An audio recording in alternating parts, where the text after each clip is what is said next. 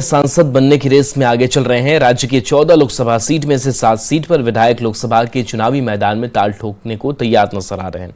विधायक से सांसद बनने की इस दौड़ में एनडीए और इंडिया अलायंस दोनों एक दूसरे से पीछे नहीं हैं।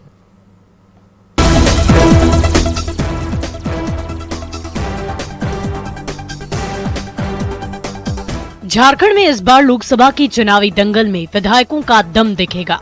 राज्य के विधायक सांसद बनने की चाहत के लिए या तो चुनावी मैदान में उतर चुके हैं या फिर टिकट की दौड़ में आगे चल रहे हैं। दिलचस्प बात यह है कि विधायक से सांसद बनने की चाहत एनडीए और इंडी गठबंधन दोनों में बराबर के दिख रही है। हकीकत यह है कि कई सिटिंग विधायकों के नाम की घोषणा हो चुकी है, तो कुछ सीट पर विधायकों को टिकट मिलना तय माना जा रहा है। जैसे हजारीबाग सीट से बीजेपी विधायक मनीष जायसवाल के नाम की घोषणा हो चुकी है और वो चुनाव प्रचार प्रसार भी कर रहे हैं। वहीं विधायक जेपी पटेल जो अब कांग्रेस के टिकट पर चुनावी मैदान में हैं, जबकि गिरिडीह सीट से जेएमएम विधायक मथुरा महतो के नाम की चर्चा जोर शोर से चल रही है। कोडरमा सीट से माले विधायक विनोद कुमार सिंह इंडिया अलायंस ने अपना उम्मीदवार घोषित कर दिया है। वहीं धनबाद सीट से बीजेपी विधायक ढुल्लू महतो के नाम की घोषणा हो चुकी है, जबकि इंडिया अलायंस से पूर्णिमा नीरज सिंह के नाम की चर्चा जोर शोर से चल रही है। वहीं दुमका सीट से विधायक सीता सोरेन बीजेपी की सीट पर चुनावी मैदान में उतर चुकी है, जबकि अलायंस से नलिन सोरेन के नाम की चर्चा हो रही है। वे दुमका से सीता सोरेन के खिलाफ चुनाव लड़ सकते हैं। इस तरह झारखंड में कई सीट पर विधायक अपनी दावेदारी पेश कर रहे हैं।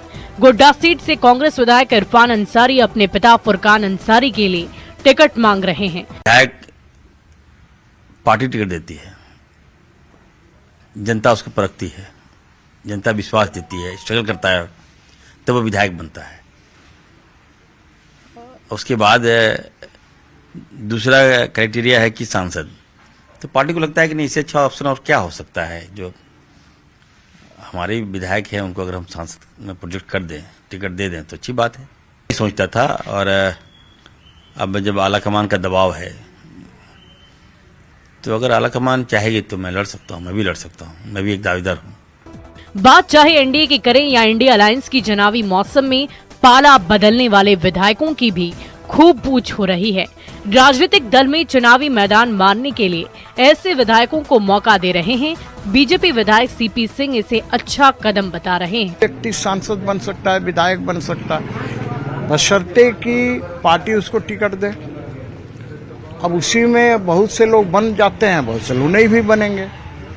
तो भाई कोई तो जीतेगा। एक निर्वाचन क्षेत्र से एक ही व्यक्ति सांसद बनेगा, या विधायक का चुनाव है तो विधायक बनेगा। जैसे पार्षद बहुत खड़े होते हैं तो उसमें एक ही बनेगा।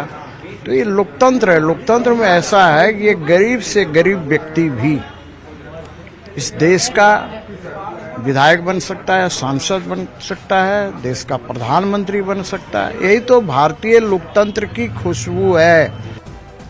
राजनीतिक दल भले ही अपने विधायकों को लोकसभा चुनाव लड़ने का टिकट दे रही हो, पर जनता कितने विधायकों को दिल्ली जाने का टिकट देती है, ये तो देखना दिलचस्प होगा। वैसे विधायक से सांसद बनने का सपना इससे पहले भी झारखंड में कई विधायकों का पूरा हो चुका है। न्यूज़ 18 के लिए रांची से अविनाश कुमार की रिपोर्ट। दिल्ली में इंडिया अलायंस की लोकतंत्र बचाव रैली हुई। आरजेडी की तरफ से रैली में शामिल तेजस्वी यादव ने एक बार फिर से जांच एजेंसियों के दुरुपयोग का आरोप लगाया, जिस पर बीजेपी की तरफ से नित्यानंद राय और सम्राट चौधरी ने जबरदस्त पलटवार किया।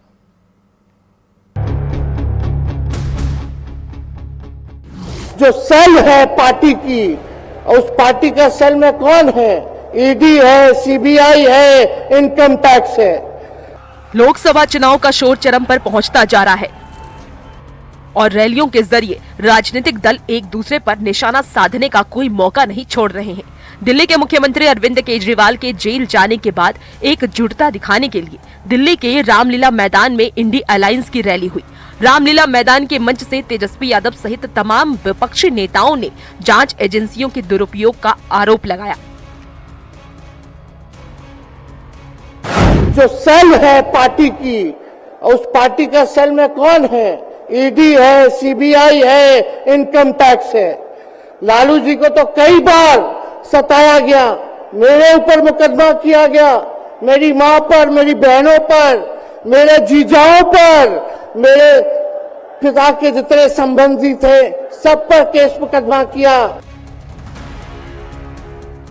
जांच एजेंसियों को लेकर दिए गए तेजस्वी यादव के बयान पर बीजेपी नेताओं ने जबरदस्त पलटवार किया है। उनके पिताजी इतने लंबे समय तक जेल में रहे, इससे बड़ा सर्टिफिकेट क्या होगा कि लालू जी बिहार में चारा खाने वाले नेता हैं और पंजीकृत अपराधी कोई निवेता है तो उसका नाम है लालू प्रसाद जी, उन्हीं के बेटे हैं ना। तेजस्वी यादव के आरोप पर केंद्रीय गृह राज्य मंत्री नित्यानंद राय ने भी पलटवार किया है। नित्यानंद राय ने कहा है कि जो भ्रष्टाचार करेगा जांच एजेंसियां उस पर कार्रवाई करेगी ही। सीबीआई हो, ईडी हो या फिर जो भी इस प्रकार की संस्थाएं हैं वह स्वतंत्र संस्थाएं हैं और जहां अपराध होते हैं वहीं यह एजेंसियां जाती हैं। चुनावी मौसम है, ऐसे में आरोप प्रत्यारोप आम बात है। पहले चरण की वोटिंग से पहले जिस ढंग से सियासी बयानबाजी तेज हुई है, आने वाले दिनों में इसके और तेज होने की उम्मीद है। ये मोदी की गारंटी है। Bureau report, news 18। प्रधानमंत्री नरेंद्र मोदी 4 अप्रैल को बिहार के जमुई में बड़ी रैली करेंगे। जमुई की रैली से प्रधानमंत्री नरेंद्र मोदी बिहार में लोकसभा चुनाव प्रचार का शंखनाद करेंगे।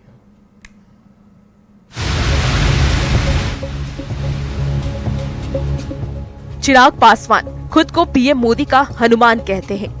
पीएम मोदी भी अपने हनुमान यानी चिराग पासवान का पूरा ख्याल रखते हैं। तभी तो चिराग पासवान की सीट रही जमुई से ही प्रधानमंत्री बिहार में 2024 के लोकसभा चुनाव प्रचार का शंखनाद करने जा रहे हैं। चुनाव के ऐलान के बाद पीएम मोदी का ये पहला बिहार दौरा होगा, वो भी जमुई में, जिसको लेकर चिराग पासवान बेहद उत्साहित है। मेरे लिए सौभाग्य की और गर्व दोनों की बात है कि जब प्रधानमंत्री मेरे राज्य में चुनावी प्रचार की शुरुआत करने जा रहे हैं तो वो मेरी ही कर्मभूमि से वो शुरुआत कर रहे हैं, जहां से इस बार चुनाव अरुण भारती जी लड़ रहे हैं। 4 तारीख को ये कार्यक्रम तय हुआ है। 4 अप्रैल को प्रधानमंत्री जी जमुई आएंगे और वहां से अपने चुनाव प्रचार की शुरुआत करेंगे।